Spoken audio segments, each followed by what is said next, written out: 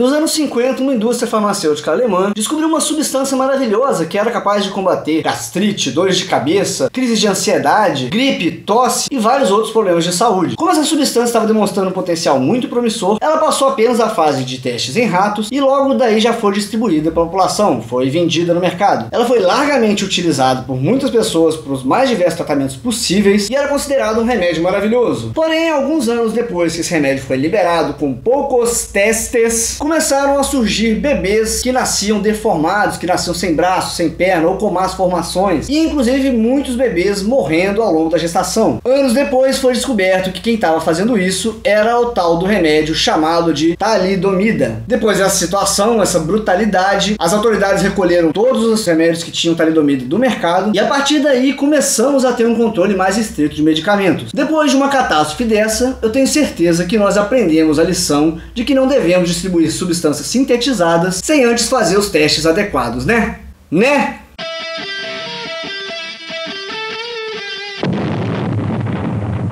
Pois é, para você que não conhece a história da talidomida, esse é um resumo bem rápido. Nos anos 50 foi descoberta a talidomida. Depois de ter sido feito testes com camundongos, ela já tinha sido mostrada como um remédio muito promissor para tratar das mais diversas doenças e problemas de saúde. A talidomida então começou a ser incluída em remédios para gripe, para tosse, para gastrite, remédios contra ansiedade e vários outros. Um uso muito comum era por grávidas no início da gestação. A talidomida era recomendada para combater os enjoos matinais. E foi só assim que a gente descobriu que a talidomida podia causar má formação congênita nos fetos. Por volta dessa época, a empresa que desenvolveu a talidomida tentou também entrar nos Estados Unidos, porque ela já tinha conseguido um sucesso absoluto na Europa, na Inglaterra, Itália, na própria Alemanha e em outros países. Porém, nos Estados Unidos, o chefe do Departamento de Administração de Drogas e Alimentos, que seria tipo a Anvisa dos Estados Unidos, exerceu uma ação política forte pela proibição dessa substância, e ele conseguiu. A substância não foi liberada nos Estados Unidos porque eles não consideravam que tinham testes conclusivos para mostrar que ela era eficaz e que ela não fazia mal para as pessoas. Lá dentro dos Estados Unidos ela foi distribuída só para grupos de pesquisa verem e fazerem os testes necessários, e esses grupos de pesquisa também não chegaram a resultados conclusivos. Essa empresa queria entrar com esse remédio de todo jeito nos Estados Unidos, tentou 7 ou 8 vezes trazer novos testes e novas pesquisas, e todas elas não consideradas conclusivas, e não conseguiu entrar. Você imagina a quantidade de gente lá nos Estados Unidos que devia estar falando: essa indústria farmacêutica está lutando contra a patente,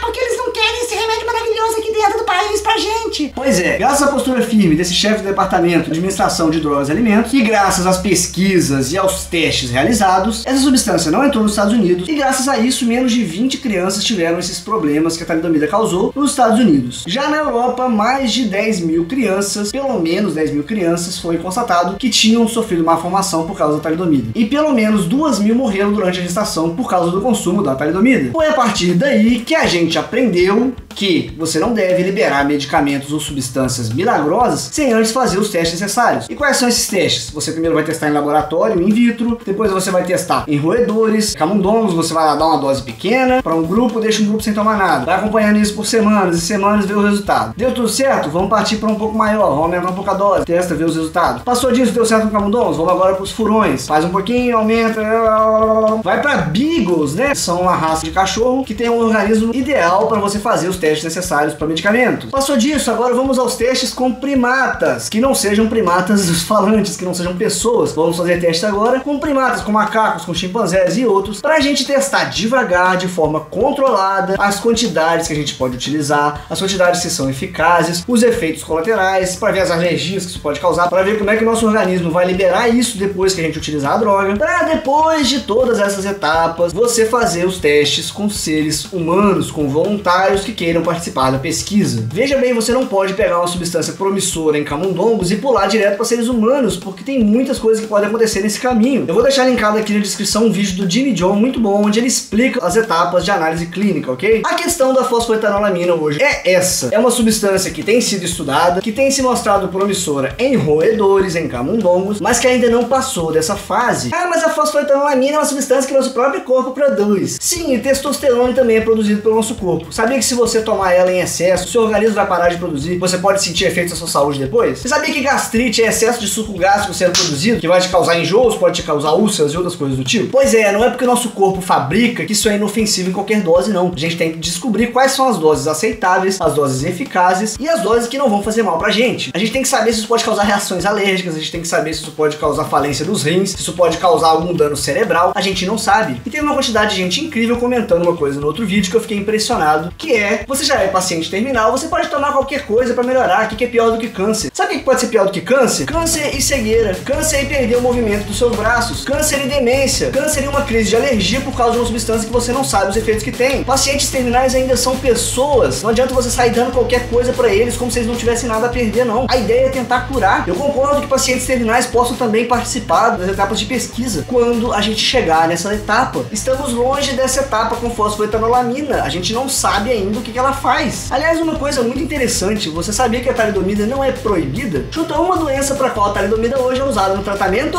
Câncer. A talidomida, depois dos anos 90, foi estudada novamente para combater câncer e foi descoberta como uma substância muito promissora. Aí dessa vez ela foi testada da forma certa, né? Em todas as etapas de pesquisa que a gente realmente tem que fazer. E hoje ela é usada no tratamento de várias doenças diferentes, entre elas o câncer e vários tipos de câncer, tá? Ela tem se mostrado muito eficaz com câncer de medula, que é o mesmo câncer que a fosfoetanolamina tem se mostrado talvez eficaz em camundongos por aí. Ela é utilizada no tratamento de lepra, ela é utilizada no tratamento de um monte de coisa, mas é uma substância sintetizada perigosa se você usar ela em doses incorretas. Essa situação aí ilustra toda a ignorância científica da nossa população. Mostra pra gente uma população onde as pessoas estão acostumadas a tomar remédio de tarja preta como se fosse bala, como se fosse mentos. É a mesma coisa que esse químico aí tava fazendo. E esse médico também, que um monte de gente tá linkando aqui embaixo, é a mesma coisa, tá? Tá distribuindo essa substância como se fosse balinha, como se fosse tic-tac. E não é. É uma substância que pode ser perigosa pra saúde. E é uma puta de uma irresponsabilidade desses caras distribuírem assim. Não adianta vocês ficarem postando vídeo desses caras aqui embaixo pra mim, porque eu já sei quem esses caras são. A questão é, isso não é pesquisa o que eles estão fazendo. O que eles estão fazendo é distribuir de forma responsável uma substância que eles nem sabem o que pode fazer. Pesquisa, você tem que ter dados controlados, você tem que saber se a pessoa tá tomando sim, se quanto que ela tá tomando, se ela tá tomando outros medicamentos junto, quais as interações medicamentosas, e tudo isso, novamente repito aqui, só depois de ter passado por todas as outras etapas de teste, que não é o caso da fosfoetanolamina e que não era o caso da talidomida nos anos 50. E pelo visto parece que as pessoas têm uma memória muito curta, parece que as pessoas não estão dispostas a estudar história. A gente tá vivendo uma população hoje que tá acostumada a duvidar da história que a gente tem registrada. Você vê isso nas redes sociais diariamente e agora você tá se espalhando também no assunto do medicamento. A gente tem recentemente o caso de uma substância que foi espalhada como se fosse uma maravilha e que deu na merda que deu. E hoje tem gente de novo clamando que se faça a mesma coisa.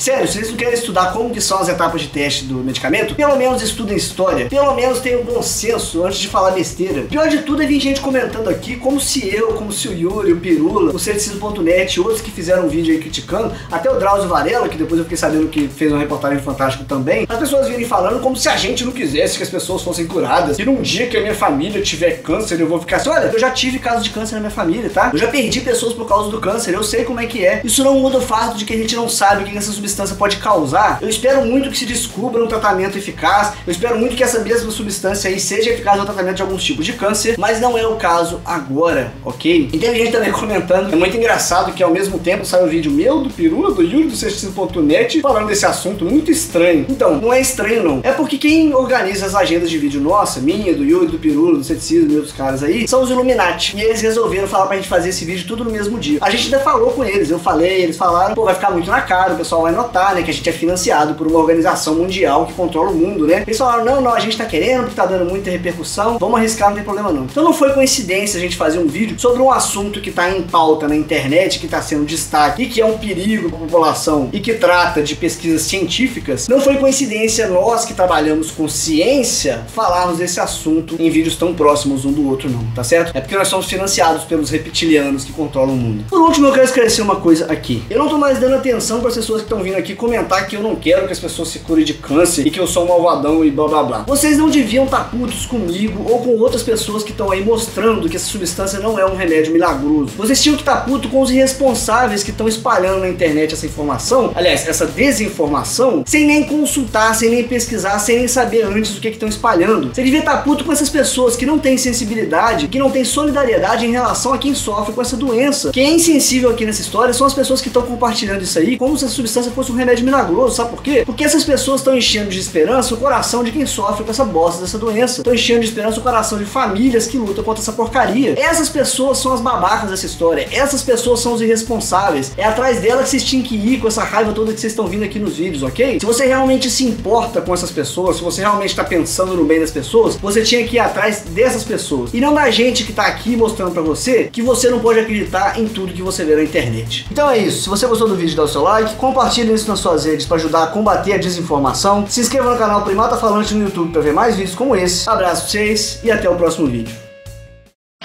Do chefe do departamento de administração de...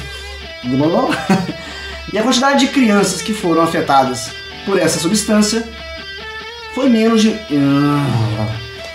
Os efeitos colaterais, para ver as alergias que isso pode causar, para ver como o nosso organismo vai dispensar isso depois que o efeito for... Para ver como é que o nosso organismo vai dispensar isso. Caramba!